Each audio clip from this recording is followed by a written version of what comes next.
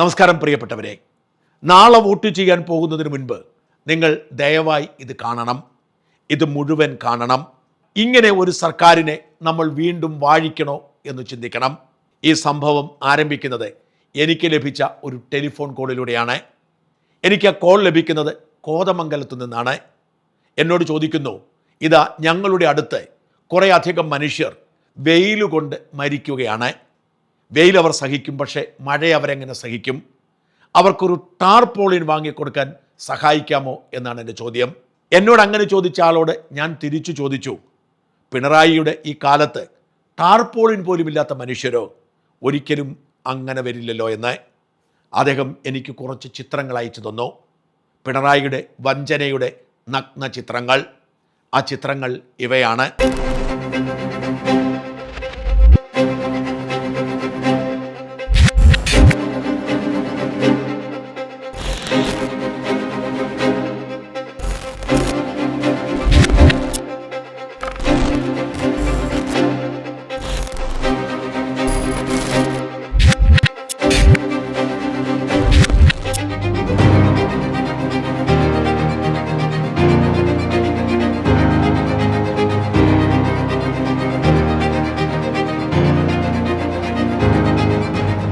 അക്ഷരാർത്ഥത്തിൽ ഞാൻ ഞെട്ടിപ്പോയി. ഓരോ വീട്ടുടമയുടെയും പേര് സഹിതമാണ് ഈ ചിത്രങ്ങൾ അയച്ചു തന്നത്. ഈ ചിത്രം അയച്ചു തന്ന ആളുടെ ലക്ഷ്യം ഒരു ടാർപോളിനെങ്കിലും കിട്ടുമോ എന്നതായിരുന്നു. അക്ഷരാർത്ഥത്തിൽ നടുങ്ങിപ്പോയി. അതിദരിദ്രരില്ലാത്ത ഒരു നാടാണ് എന്ന് പറഞ്ഞ് കോടിക്കണക്കിന് രൂപയുടെ പരസ്യം പത്രങ്ങളുടെ 1-ാം പേജിൽ കൊടുത്ത് അതിൻ്റെ പേരിൽ വോട്ട് ചോദിക്കുന്ന ഒരു സർക്കാരുള്ള നാടാണ്. അവിടെയാണ് ഇതാ ഒരു ഗ്രാമം മുഴുവൻ കയറിക്കിടക്കാൻ വീടില്ലാതെ പൊട്ടിക്കീറിയ ടാർപോളിനിടയിൽ കിടന്ന് നമ്മളോട് ചോദിക്കുന്നു, വെയിലിനെ താങ്ങാൻ ഒരു ടാർപോളിൻ വാങ്ങിത്തരാമെന്ന്. ഞാൻ ഞങ്ങളുടെ ലേഖകൻ പീയൂഷിനോട് പറഞ്ഞു, എത്രയും വേഗം കുട്ടമ്പുഴയ്ക്ക് പോകണം. കോതമംഗലം കുട്ടമ്പുഴ ഗ്രാമപഞ്ചായത്തിലെ 8-ാം വാർഡിലെ ഒരു ആദിവാസി കോളനിയിലെ കാഴ്ചയാണിത്. കോളനി എന്ന് പറഞ്ഞാൽ സർക്കാർ നമുക്കെതിരെ കേസെടുക്കും. ഉന്നതി എന്ന് പറയണം. ഇതാണോ ഇവരുടെ ഉന്നതി? കാട്ടിനുള്ളിൽ 10-15 ഏക്കർ ഭൂമിയിൽ കൃഷി ചെയ്ത് സുഖമായി ജീവിച്ചവരാണ്. അവിടെ വന്യമൃഗങ്ങളുടെ ശല്യമുണ്ടായപ്പോൾ സംരക്ഷണം ആവശ്യപ്പെടുന്നു സർക്കാരിനോട്. സർക്കാർ പറഞ്ഞു, അവിടെ സംരക്ഷണം സാധ്യമല്ല, ഞങ്ങൾ നിങ്ങൾക്ക് ഇപ്പോഴുള്ള ഭൂമിയുടെ പകുതി സ്വന്തമായി തരാം, നിങ്ങൾ ഇങ്ങോട്ട് പോരൂ എന്ന്. 10-15 ഏക്കർ ഭൂമിയിൽ കൃഷി ചെയ്ത് രാജാക്കന്മാരെ പോലെ ജീവിച്ചിരുന്ന ആ പാവപ്പെട്ട മനുഷ്യർ കാട്ടിനുള്ളിൽ നിന്നും ഇങ്ങോട്ട് പോകുന്നു. ഇവിടെ ഒരു ട്രൈബൽ സെറ്റിൽമെൻറ്റ് കോളനി നേരത്തെയുണ്ട്. ആ സെറ്റിൽമെൻറ്റ് കോളനിയുടെ പൊതുവിടമായി സൂക്ഷിച്ചിരുന്ന സ്ഥലത്ത് ഇവരോട് താമസിച്ചോളാൻ പറഞ്ഞു. അന്ന് ട്രൈബൽ ഡിപ്പാർട്ട്മെൻറ്റ് തന്നെ ഇവർക്ക് ഷെഡ് കെട്ടിക്കൊടുത്തു, ടാർപോളിനിട്ട് പുതച്ചു കൊടുത്തു. വർഷം 3-4 കഴിഞ്ഞു. പിന്നീട് ട്രൈബൽ ഡിപ്പാർട്ട്മെൻറ്റ് തിരിഞ്ഞു നോക്കിയിട്ടില്ല, അവർക്ക് വീട് വെച്ച് കൊടുത്തിട്ടില്ല. എന്തിനേറെ, മഴ പെയ്യുമ്പോഴും വെയിൽ കൊള്ളുമ്പോഴും ഈ ടാർപോളിൻ നശിച്ചു പോകുമ്പോൾ അത് മാറിക്കൊടുക്കാൻ സർക്കാർ ചെറുവിരൽ അനക്കിയിട്ടില്ല. സന്നദ്ധ സംഘടനകളാണ് പലപ്പോഴും അവരെ സഹായിക്കുന്നത്. അതിനപ്പുറത്തേക്ക് അവർക്കൊരു ജീവിതമില്ല. നരകതുല്യമാണ് അവരുടെ ജീവിതം. മലയാളമോ തമിഴോ കന്നഡയോ ഒന്നുമല്ലാതെ സ്വന്തമായ ഭാഷയിൽ പോലും ജീവിച്ചിരുന്ന ഈ ആദിവാസി മനുഷ്യരോട് പീയൂഷ് സംസാരിക്കുമ്പോൾ അവരുടെ നിഷ്കളങ്കത വ്യക്തമാക്കുന്ന ദൃശ്യങ്ങൾ ഈ വീഡിയോയുടെ ഒടുവിലുണ്ട്. അവിടെ കണ്ട ഭയപ്പെടുത്തുന്ന കാഴ്ചകൾ ഞങ്ങളുടെ ലേഖകൻ പീയൂഷ് ഒപ്പിയെടുത്തത് നിങ്ങൾക്ക് കാണാം. അതിദരിദ്രരില്ലാത്ത നാടെന്ന് പറഞ്ഞ് വോട്ട് തേടുന്ന ഈ നാട്ടിലെ ഒരു കാഴ്ച മാത്രമാണിത്. ഇത്തരം ലക്ഷക്കണക്കിന് മനുഷ്യർ ആരുമറിയാതെ എവിടെയെങ്കിലുമൊക്കെ കഴിയുന്നുണ്ട്. എന്നാൽ നമ്മുടെ മാധ്യമങ്ങളെ വിലക്കെടുത്തതുകൊണ്ട് അവരാരും ഇതിൻ്റെ ചിത്രങ്ങൾ ഒപ്പിയെടുക്കാനോ നമ്മുടെ മുമ്പിൽ അവതരിപ്പിക്കാനോ തയ്യാറാവില്ല. നാളെ വോട്ട് ചെയ്യാൻ പോകുന്നതിന് മുൻപ് ഈ മനുഷ്യരുടെ സങ്കടകഥ നിങ്ങൾ കേൾക്കാതിരിക്കരുത്.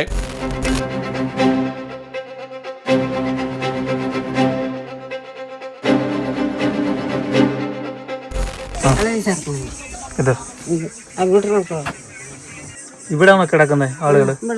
ഇവിടെ നിലത്ത് എന്ത് വിരിച്ചാ കിടക്കുന്നത്? പായുണ്ടോ? പായ എന്തി? പായ ഇവിടെ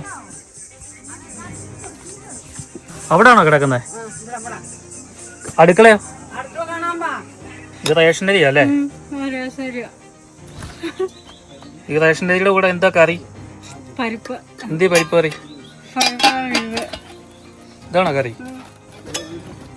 റേഷനരിയും പരിപ്പ് കറിയും. ഇവിടെയാണ് നിങ്ങൾ പാചകം ചെയ്യുന്നത്. ഇത് എന്താ? ഇതെന്ത് മെഴുകുന്ന ചെളിയോ എന്താ ഇത്?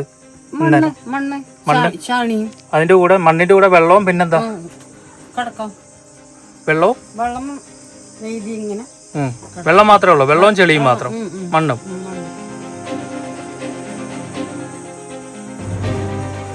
ഓ എന്ത് ചൂടാ ഈ ചൂടത്ത് അല്ലേ, ഈ പ്ലാസ്റ്റിക്കിന്റെ അടിയില്. ആഹാ, അതാ അമൃതാനന്ദമയുടെ ഫോട്ടോ ഒക്കെ ഉണ്ടല്ലോ. അമ്മയുടെ ആൾക്കാർ ഇവിടെ വരാറുണ്ടോ? ആ, സഹായമൊക്കെ തരാറുണ്ടായിരുന്നോ? എൻ്റെ പേര് കണ്ണൻ മണി. ഇവിടെ ഇപ്പോൾ 2023 ഈ ഉറിയമ്പട്ടിയിലും വാര്യം, മീൻകുളം, മാപ്പിളപ്പാറ കുടികളിൽ നിന്നും ഇറങ്ങി വന്നിട്ടുള്ളവരാണ് ഇവിടെ വന്ന് ഈ ഷെഡ് കെട്ടി താമസിക്കുന്നത്. അപ്പോൾ അവർക്ക് ഭയങ്കരമായ ബുദ്ധിമുട്ടാണ് അവർ അനുഭവിച്ചുകൊണ്ടിരിക്കുന്നത്. ഇപ്പോൾ ഈ മഴക്കാലമൊക്കെ ആയി കഴിയുമ്പോൾ ഭയങ്കര ബുദ്ധിമുട്ടാണ് ഇവർക്ക് ഇവിടെ ഈ കിടക്കാനും. മൊത്തം ഈ മരം നിൽക്കുവാണ്. അപ്പോൾ അതുകൊണ്ട് ഈ പലതാ ഷെഡുകളിലാണ് അവർ താമസിക്കുന്നത്. അപ്പോൾ അടിയന്തരമായിട്ട് അവരുടെ കാര്യങ്ങൾ സർക്കാർ ഇടപെട്ടുകൊണ്ട് അവർക്ക് എത്രയും പെട്ടെന്ന് ഭൂമി കൊടുക്കണമെന്നാണ് നമുക്ക് പറയാനുള്ളത്. അതുപോലെ തന്നെ ഈ പന്തപ്ര പഴയ ആളുകൾ ഒരു 67 കുടുംബക്കാരുണ്ട് ഇവിടെ. അപ്പോൾ അവരുടെ ഈ പറമ്പിൽ കൃഷി ചെയ്യണമെങ്കിൽ ഈ മരം മാറിയെങ്കിൽ മാത്രമാണ് കൃഷി ചെയ്യാൻ കഴിയുകയുള്ളൂ. അപ്പോൾ ഈ മരം നിൽക്കുന്നതിൻ്റെ പേരിൽ ഞങ്ങൾക്ക് കൃഷിയൊന്നും ചെയ്യാൻ കഴിയാത്ത സാഹചര്യമാണ് നിലവിലിവിടെ ഉള്ളത്. പിന്നെ അതുപോലെ തന്നെ വന്യമൃഗത്തിൻ്റെ ശല്യമുണ്ട്. കേരളത്തിലെ മുഖ്യമന്ത്രി പറഞ്ഞത് ദരിദ്രരായിട്ടുള്ള ഒരു കേരളത്തിൽ ഇല്ലെന്ന് പറയുന്നുണ്ട്. ശരിയാണോ? ശരിയല്ല. ദരിദ്രരായിട്ടുള്ള ആൾക്കാരാണ് കൂടുതലും പേര്. ദരിദ്രരായിട്ടുള്ള ആൾക്കാരാണ് കൂടുതലും പേര്. അവർക്ക് വേണ്ടിയിട്ടുള്ള വാക്കുസ്ഥാനങ്ങളോ അവർക്കുമായിട്ടുള്ള വാക്കുസ്ഥാനങ്ങൾ പ്രാബല്യത്തിൽ വരുത്തുകയോ മറ്റുള്ളവരെ കുറിച്ചുള്ള കാര്യങ്ങൾ അന്വേഷിക്കുകയോ ഇതുവരെയും ചെയ്തിട്ടില്ല. ഞങ്ങളിപ്പോൾ ഒരു 65 കുടുംബക്കാരോളം ഞങ്ങൾ നിലവിലിപ്പം മാപ്പിളപ്പാറ, മീൻകുളം, വാര്യം, ഉറിയമ്പട്ടി എന്നുള്ള ആൾക്കാരെല്ലാം ഇവിടെ നിവാസികളായിട്ട് താമസമുണ്ട്. ഇതുവരെയും ഞങ്ങൾക്ക് ഈ സ്ഥലം കിട്ടാനായിട്ട് ഞങ്ങൾക്കൊരു തീരുമാനങ്ങളായിട്ടില്ല. ഞങ്ങൾ 3 വർഷമുണ്ട് വന്നിട്ട്, എന്നാലും ഞങ്ങൾക്ക് സ്ഥലം കിട്ടിയില്ല. പിന്നെ ഞങ്ങൾക്ക് ഈ ഉറിയമ്പട്ടിയിൽ നിന്ന് ഇറങ്ങി വന്നതാണ്. ആനേന്റെയും പോത്തിനെയും ശല്യം പുറപ്പാത്തതായും ഞങ്ങൾക്ക് ഇറങ്ങി വന്നത്. അപ്പം ഇന്നേ വരയ്ക്കും ഞങ്ങൾക്ക് സ്ഥലം കിട്ടിയില്ല. സ്ഥലം തരാമെന്ന് പറഞ്ഞവരൊക്കെ എന്ത് ചെയ്യും? സ്ഥലം തരാൻ പറഞ്ഞ ആൾക്കാർ ഇനിയും തന്നില്ല. വോട്ട് ചോദിക്കാൻ എല്ലാവരും വരുന്നുണ്ട്. ആ, വോട്ടൊക്കെ വരുന്നുണ്ട്. അവരൊക്കെ വന്നിട്ട് എന്താ പറയുന്നത്? അവർ സ്ഥലം തരാമെന്ന് പറഞ്ഞു, ഇനിയും തന്നില്ല. ഇപ്പൊ നിങ്ങളുടെ തീരുമാനം എന്താ? ഞങ്ങളുടെ തീരുമാനം എന്താ? വോട്ട് കൊടുക്കുമോ അതോ വോട്ട് കൊടുക്കത്തില്ലയോ? വോട്ട് കൊടുക്കാതിരിക്കാൻ പറ്റില്ല. എന്നാലും അമ്മേ, ഇവിടെ എങ്ങനെയാണ് നിങ്ങളുടെ ജീവിതം? വലിയ കഷ്ടത്തിലാണോ? ഞങ്ങൾ വലിയ കഷ്ടത്തിലാണ്. അതുകൊണ്ട് വെയിലും കുടിൽ കുത്തിയ ഞങ്ങൾ ഇറങ്ങും. കുടിലിൽ ഇരപ്പാൻ പറ്റില്ല. ഇവിടത്തൊക്കെ ഇങ്ങനെ കാറ്റടിപ്പിക്കാൻ ഞങ്ങൾ പോയി ഇരിക്കണത്. ഞങ്ങൾക്ക് ഏതായാലും ഞങ്ങൾക്ക് സ്ഥലം തരണം, വീടും തരണം. അത്രയ്ക്ക് ഞങ്ങൾക്ക് പറയാൻ വയ്യുള്ളൂ. നിങ്ങളിവിടെ ഈ നിലത്താണോ കിടക്കുന്നത്? ഞങ്ങൾ നിലത്ത് കിടക്കണത്. അതെ, ഇത് കണ്ടേ പോരെ ഞങ്ങൾ. അതുപോലെ ഒക്കെ തരണം. നല്ല വീട്ടിൽ കിടക്കാൻ ആഗ്രഹമുണ്ടോ? പിന്നെ ആഗ്രഹമില്ലേ ഞങ്ങൾക്ക്? നല്ല ആഗ്രഹമുണ്ട്. അതുകൊണ്ടല്ലേ ഞങ്ങൾ ഇനി കയറി പോകാതെ മല. നല്ല ആഗ്രഹമുണ്ട് ഞങ്ങൾക്ക്. ജോലിയൊന്നും ഞങ്ങൾക്കില്ല. പിന്നെ പറവൻ്റെ ഇല്ലേ, കട്ടളില്ല, വരിയില്ല, വീടില്ല. ഞങ്ങൾ ഇങ്ങനെ തന്നെ ഇരിക്കുകയാണ്. അല്ലെങ്കിൽ റേഷൻ ഞങ്ങൾക്ക് കിട്ടും. അതുകൊണ്ട് ഞങ്ങൾക്ക് കഞ്ഞി വെച്ച് കുടിച്ച് കിടക്കുക. അവിടെ കഞ്ഞി കൂടി മുട്ടുന്നില്ല, റേഷൻ കിട്ടുന്നതുകൊണ്ട്. ഇല്ല.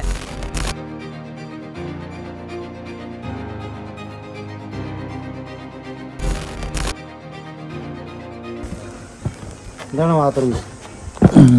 ഇത് മേളിൽ പടതെല്ലാം പോയി. പിന്നെ അങ്ങനെ പടതി ഒന്നുമില്ല.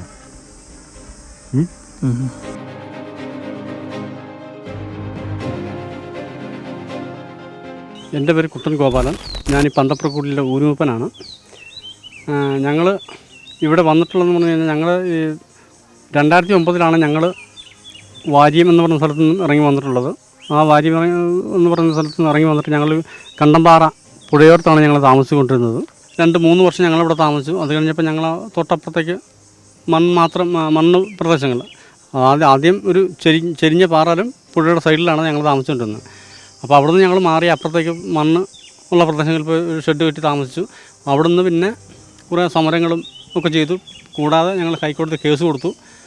അതിൻ്റെയൊക്കെ ഭാഗമായിട്ടാണ് ഞങ്ങൾ 2014 ഞങ്ങൾ ഇങ്ങോട്ട് മാറ്റി താമസിപ്പിച്ചു. ഈ പന്തപ്ര എന്ന് പറഞ്ഞ സ്ഥലത്ത് ആദ്യം മാമനക്കണ്ടം പോകുന്നതിൻ്റെ വലത് സൈഡിൽ കുറച്ചൊരു ഏരിയയിലാണ് ഞങ്ങൾ താമസിപ്പിച്ചത്. ഏത് വിഭാഗത്തിൽപ്പെട്ടവരാണ് ഇവിടെ താമസിക്കുന്നത്? ഞങ്ങളിവിടെ മന്നാനും മുതുവാനും മാത്രമേ ഉള്ളൂ. എത്ര കുടുംബങ്ങളാണ്? മന്നാൻ സമുദായത്തിൽ നിന്നൊരു 49 കുടുംബങ്ങളും മുതുവാൻ സമുദായത്തിൽ നിന്ന് 18 കുടുംബങ്ങളാണ് അന്ന് ഇറങ്ങി വന്നുള്ളൂ.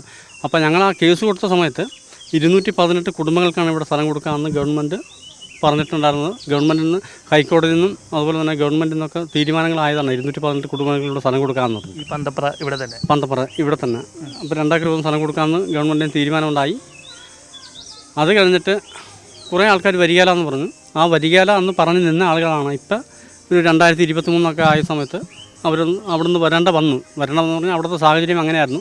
വന്യമൃഗങ്ങളുടെ ശല്യം, അതുപോലെ തന്നെ മറ്റ് അവർക്ക് ജീവിക്കാൻ പറ്റാത്തൊരു സാഹചര്യം അവിടെ വന്നുപോയി. അപ്പോൾ അതുകൊണ്ട് അവരെല്ലാം കൂടി താഴേക്ക് ഇറങ്ങി വന്നു. അപ്പോൾ ഈ 218 കുടുംബങ്ങളിൽ വരുന്നതായതുകൊണ്ട് തന്നെ ഞങ്ങൾക്ക് 67 പേർക്ക് സ്ഥലം ഇവിടെ 2 ഏക്കർ അനുവദിച്ച് കിട്ടി. അപ്പോൾ രണ്ടാമത്തെ ഞങ്ങളുടെ ആളുകളായത് കാരണം ഒരു 2-3 ഘട്ടങ്ങളായിട്ടേ വന്ന ആളുകൾ വന്ന് എത്തിച്ചേരുകയുള്ളൂ. ഇപ്പോൾ ഒരു 2ാം ഘട്ടമായിട്ടാണ് ആളുകൾ വന്നിട്ടുള്ളത്, ഈ ഉറിയംപെട്ടിയിൽ നിന്നും വാര്യത്തിൽ നിന്നുള്ള ആളുകൾ. അപ്പോൾ 2ാം ഘട്ടമായിട്ട് വന്നിട്ടുള്ള ഒരു 65 കുടുംബങ്ങളുണ്ട്.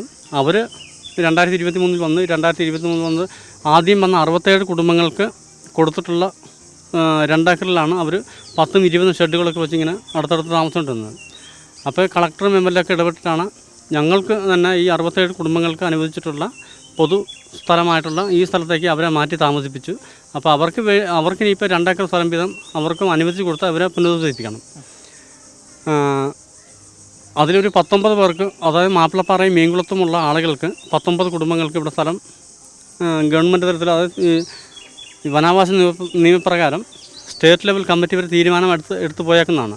പക്ഷേ ഇതുവരെ അവർക്ക് ഉള്ള ആ സ്ഥലം പോലും അളന്നിരിച്ച് കൊടുക്കാനായിട്ട് പറ്റിയിട്ടില്ല, അത് ചെയ്തിട്ടുമില്ല ഇതുവരെ.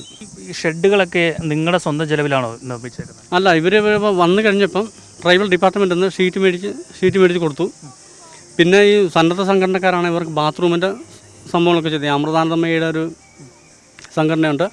പിന്നെ കളക്ടർ തന്നെ നേരിട്ട് ഇടപെട്ട്, അന്ന് ഉമേഷ് കുമാർ സാറായിരുന്നു കളക്ടർ. അദ്ദേഹത്തിൻ്റെ ഒരു ഇത് വെച്ചിട്ട് ഒരു സന്നദ്ധ സംഘടനക്കാർ ഒരു 10 ടോയ്ലറ്റ് കൊടുത്തു.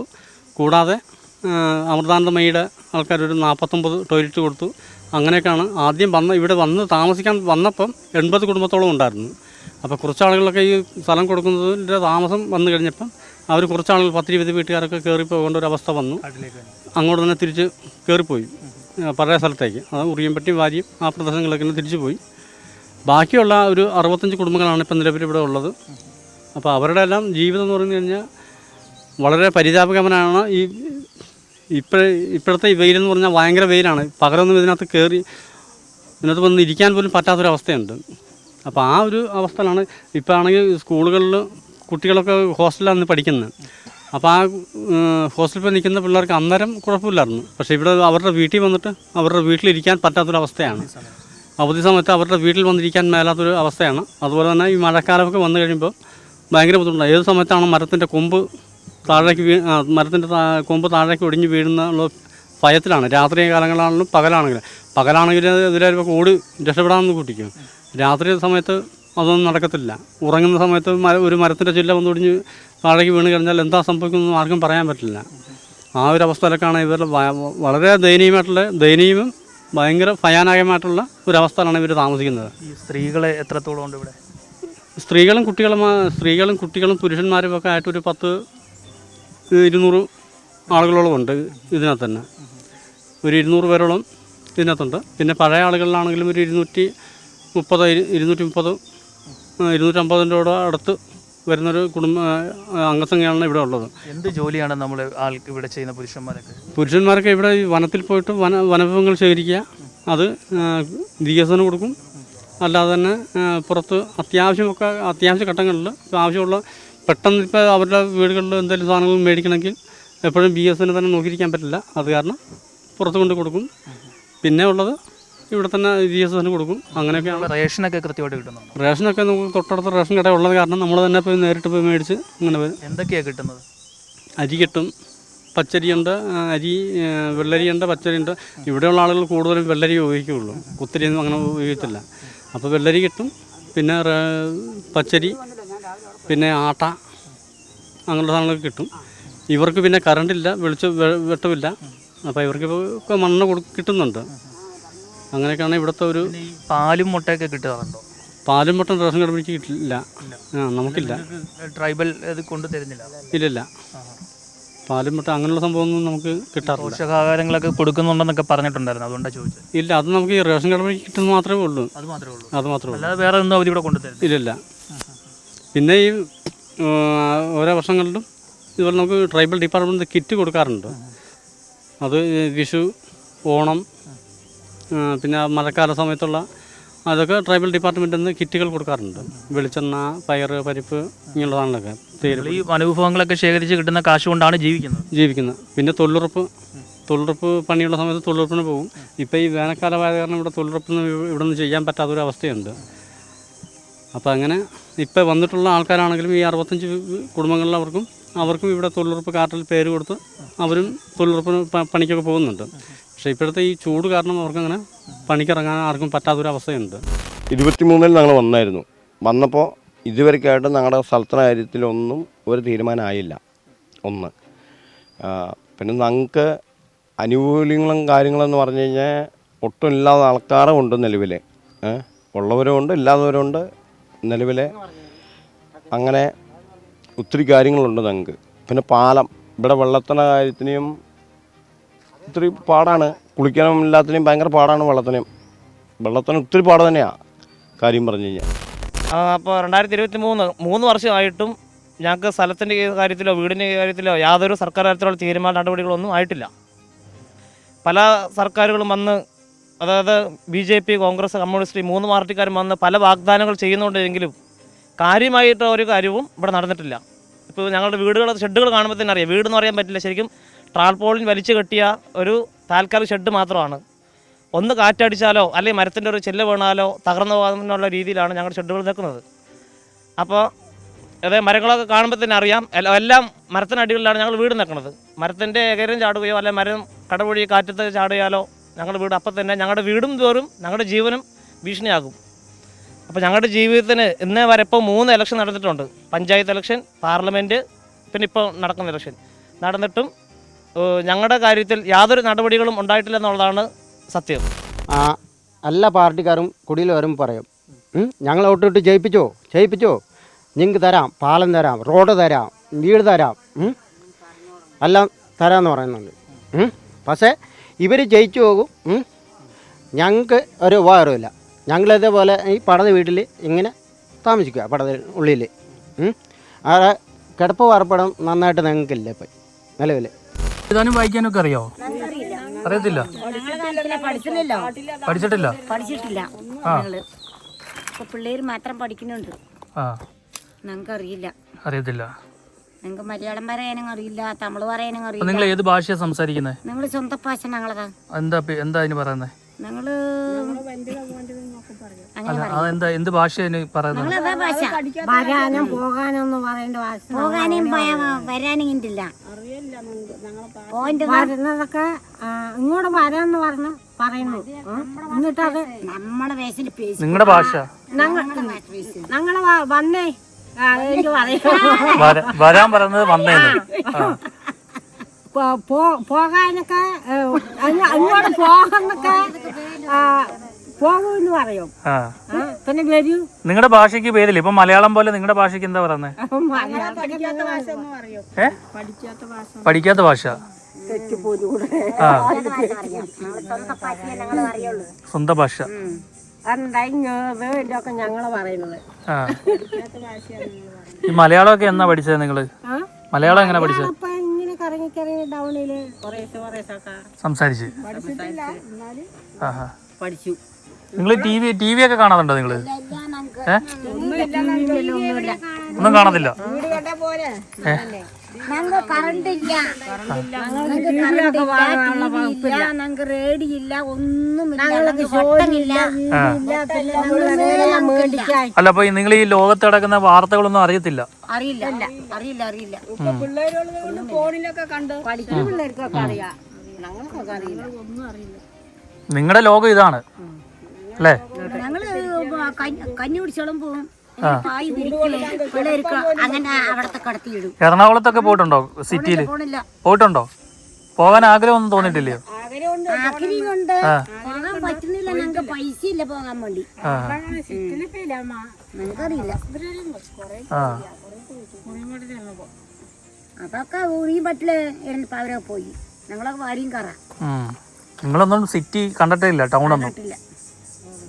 അമ്മയ്ക്ക് കല്ലുമാടും ഈ കുട്ടമ്പയും കോതംകുളം മാത്രം ഞങ്ങൾക്ക് അറിയുള്ളൂ. അമ്മയ്ക്ക് എത്ര വയസ്സുണ്ട്? എനിക്ക് ഇത് 80 ഉണ്ട്. അമ്മയ്ക്ക് 85 ഉണ്ട്. 85 ഉണ്ട്. നിങ്ങൾ കാട്ടി പോയിട്ട് ഇതൊക്കെ എടുക്കുവോ? തേനൊക്കെ എടുക്കുവോ? എടുക്കില്ല.